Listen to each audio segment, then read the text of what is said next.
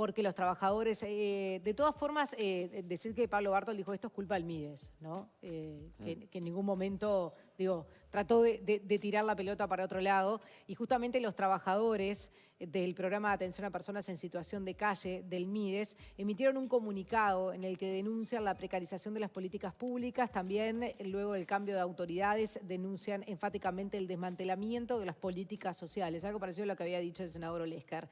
El texto responde al fallecimiento de Reinaldo Godoy y Gustavo Castro, dos de las personas en situación de calle que fallecieron en estas últimas semanas. Los trabajadores aclaran que los cupos fueron creados en el marco de esta emergencia sanitaria, es decir, para personas que están dentro de la población de riesgo de la pandemia, no fueron pensados en respuesta para la totalidad de las personas que necesitan refugios por estar en situación de calle.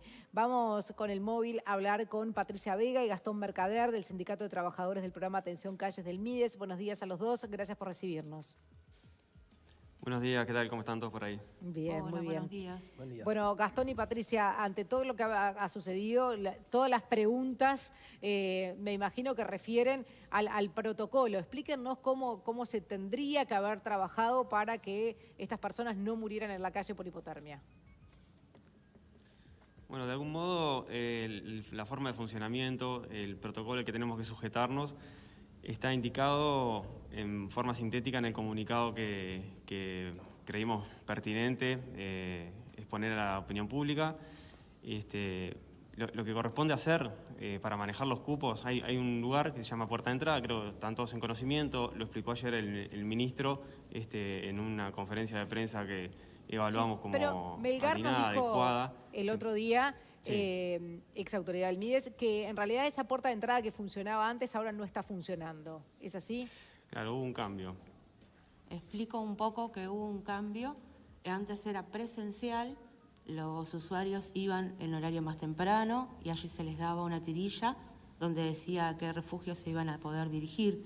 En este momento no se está haciendo eso, Puerta de Entrada cerró en forma presencial y lo que está haciendo es atender en forma telefónica. Y los que estamos haciendo un poco de Puerta de Entrada somos los refugios. ¿Qué pasa? Las personas llegan a veces a las 18 horas a la puerta y nosotros hasta las 20, 20:30 o hasta las 21 no tenemos idea si hay lugar en algún refugio. Lo que pasó en este caso, por ejemplo, que pasó con Gustavo, y como explicaron, nosotros al pasar la lista a Puerta de Entrada no había lugares, porque sí, hay lugares que quedan reservados para los usuarios permanentes, que trabajan y llegan más tarde o que tienen alguna actividad.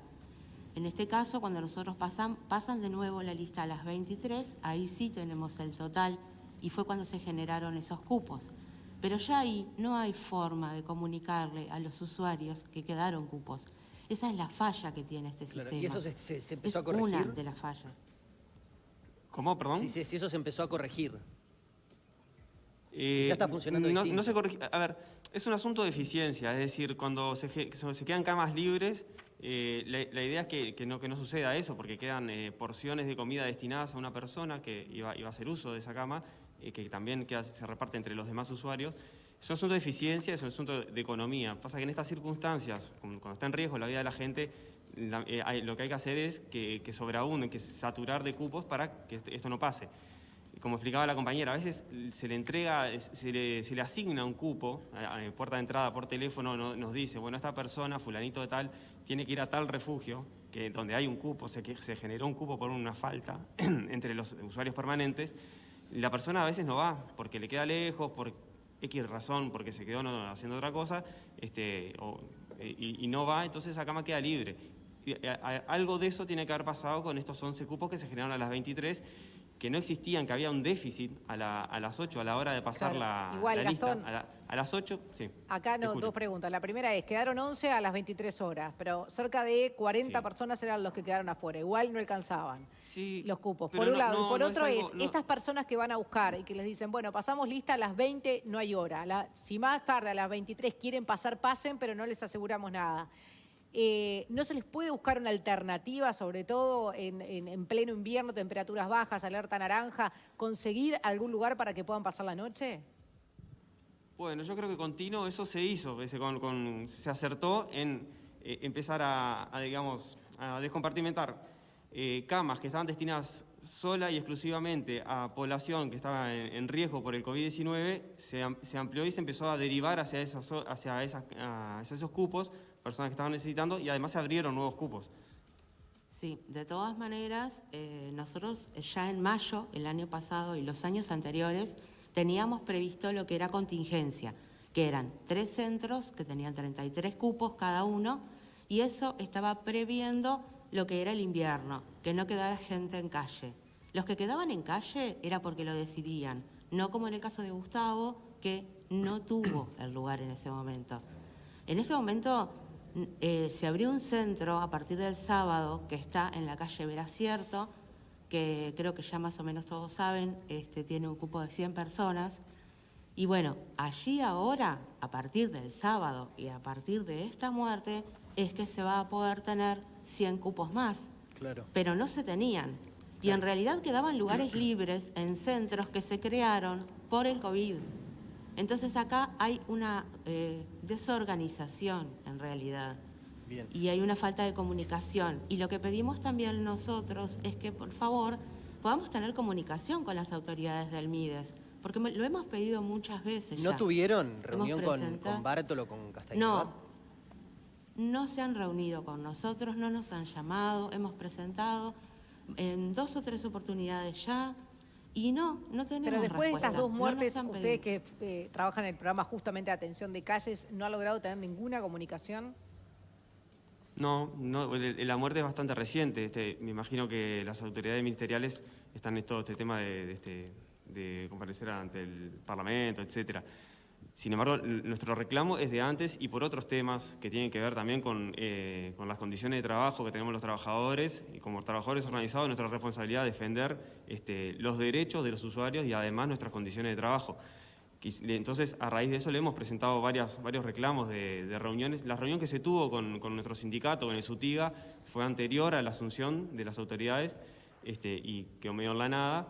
Y la comunicación que tenemos desde los centros es institucional a través de los supervisores y no como trabajadores organizados que tenemos nuestra perspectiva de las cosas. Ahora, perdonen sí, que vuelva a la noche en la que falleció esta persona, pero en una noche muy especial de alerta naranja y con un temporal de viento, lluvia y frío muy fuerte, la persona llega, están los lugares reservados para la gente que duerme permanentemente o todas las noches en el refugio, entonces le dicen no hay lugar porque estos lugares están reservados.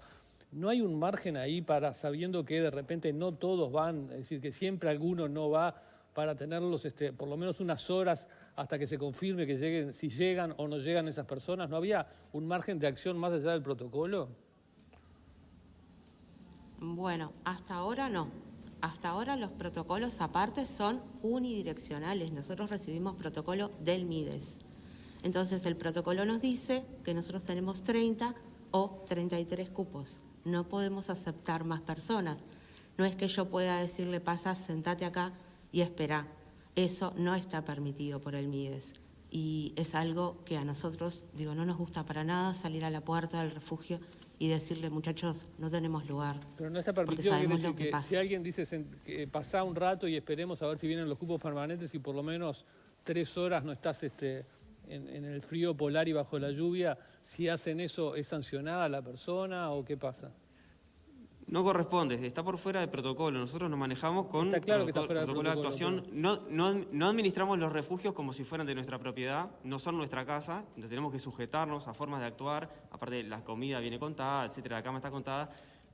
Capaz que se nos exige a los trabajadores, particularmente de refugios, un asunto de humanidad y dejar a esa persona entrar a partir de esto que pasó, pero lo que tiene que pasar y donde hay que poner el foco es que esto se tiene que resolver desde el ministerio. O sea, tiene que haber más cupos, tiene que haber lugar. No se puede responsabilizar a la persona que atendió y con el diario del lunes a esa persona y que se le negó a entrar, porque aparte acá hay que dejar algo claro. La idea de un refugio no es un aguantadero de gente para que no se muera de frío. Tiene otros objetivos y para que se cumplan esos objetivos hay que mantener cierta armonía, una cantidad de gente X, porque aparte tiene que ver con la cantidad de trabajadores que pueden atender a esas personas. Entonces, sí, pero que no se puede responsabilizar a la persona que abrió No, es decisivo, sobre todo habiendo alerta naranja. Eso nosotros, por supuesto que lo tenemos presente. Claro. Gastón. Y de hecho, a ver, sí, te escucho. No, si querés terminar la idea. No, que los refugios de contingencia o refugios de 100 personas y la calidad del personal que la está atendiendo, quizá pueda sostener y contener esta situación en que la gente corre riesgo de morirse de frío. Pero el trabajo de un proceso en que la gente pueda crecer a nivel cultural, de experiencias que lo califiquen laboralmente, que se puedan tejer redes, que se enriquezca la persona, que es la idea de lo que se tiene que hacer en un refugio, que es un lugar de descanso, eso va a estar medio cercenado por la cantidad de personal que se destine, la calificación de ese personal, la cantidad de comprenderás gente. que si la persona se murió 40... no se va a poder hacer todo eso. Es decir, que si hay una emergencia y hay un riesgo de vida... Está clarísimo, pero claro. yo no soy una autoridad de MIDES, entonces por lo tanto yo no puedo resolver eso. Nosotros somos trabajadores organizados. Claro, está bien, pero como trabajador sabés que eso de un día para el otro... Eso que se deja caer. Que de eso de un día para el otro es muy difícil de solucionarlo. Es decir, podrá este gobierno iniciar un proceso mediante ley de presupuesto de generar otro tipo de contención, pero hay que atender una emergencia ya y se lo estamos reclamando al gobierno en este invierno, porque no puede ser que llegue la noche y haya gente que necesite un lugar para estar bajo un techo y no haya ni siquiera eso de parte del Estado, me parece. Más allá de que también comparto que tiene que estar todo lo demás. Sí, nosotros todas las noches estamos exigiendo lo mismo, porque no es la primera noche que quedaba tanta gente en calle. Todas las noches estábamos exigiendo, llamando a puerta de entrada. En un momento, cuando comenzó la pandemia, ni siquiera podíamos permitirle la entrada a personas que no estaban en el sistema. Y eso también nos pasó muchas veces, de gente que venía por primera vez, porque sabemos que la pandemia afectó la parte económica muchísimo, y de gente que venía por primera vez no estaba en el sistema y no se le podía permitir entrar cuando teníamos cupos, porque las personas que eran de riesgo habían pasado a los centros que se crearon por COVID. Bien. Entonces, acá hacemos hincapié en que esto nunca es falta de humanidad de un equipo de trabajo. Bien. Esto es Patricia falta y de Gastón, organización. les quería consultar porque Y para a mí- raíz de este caso se habla de casos más generales y de personas que viven en situación de calle, donde muchas tienen tema de adicciones o de violencia y cuando llegan a una puerta del MIDES a pedir ayuda, no los dejan entrar porque consumieron o porque son violentos o porque... ¿Qué se hace con esas personas? No, el caso es así. Mucha de la población que está en refugio sí consume y nosotros lo que tratamos es de hacer un trabajo con ellos, de que ellos entren sin consumo. Por supuesto que nosotros hacemos lo posible para que dentro de un refugio sea el mejor ambiente, hay un equipo trabajando, digo, hay un Claro, psicólogo, eso está claro. hay Dentro un del refugio lo que trabajador se pide. Lo que pregunto es qué pasa con esa Sí. gente que se acerca y no los dejan ingresar. Hoy Juan Miguel ponía otro caso conocido que surgió en las últimas horas, pero más allá de eso, se llama a la policía, se interna en el Vilar de Bo. ¿Qué es lo que sucede? Mira, en general se trata de disuadir para que él entienda que no puede entrar y, bueno, en los mejores de los casos se van. En el caso de A que la calle. realmente se torne una situación muy violenta, sí, se llama a la policía. Pero en el caso de que la situación sea de violencia contra el trabajador, contra un usuario o contra el refugio. Pero lo que tratamos es disuadir la situación. El tema es que nosotros no tenemos otra herramienta a donde mandarlos o a que venga un equipo, lo levante y lo lleve de repente a un centro donde lo puedan contener de otra forma. Yo creo que entiendo por dónde va la pregunta, en el sentido de que hay gente, si llega a haber un usuario, por ejemplo, que está con un ostensible consumo y violencia, y nosotros no podemos aceptarlo por los reglamentos internos de los centros y por el protocolo de actuación que ampara esa negativa al ingreso al centro, ¿qué sucede? Realmente nosotros no tenemos herramientas y es algo para tomar cuenta porque puede pasar mañana. O sea, alguien que está recontra consumido y puede poner en riesgo un proceso, por ejemplo, de intentar dejar este consumo de estupefacientes adentro del centro, o puede violentar a otra persona dentro del centro y hacer que el clima no sea ni de descanso, ni de crecimiento, ni de nada. Esa persona, no por estar en esas circunstancias, tiene que morirse de frío. Yo Claro. lo entiendo perfecto. Nosotros, como trabajadores, hasta el momento no tenemos respuesta. Bien, Es una circunstancia muy complicada y no es tampoco frecuente. bien. Bien, entonces lo que están pidiendo en realidad es una reunión con las autoridades para atender todos estos temas que están pendientes. Gastón Mercader y Patricia Vega, muchísimas gracias por este móvil. Muchísimas gracias a ustedes. Muchas Hasta luego. gracias, muchas gracias. Hasta luego, las órdenes. Bien, y hablemos de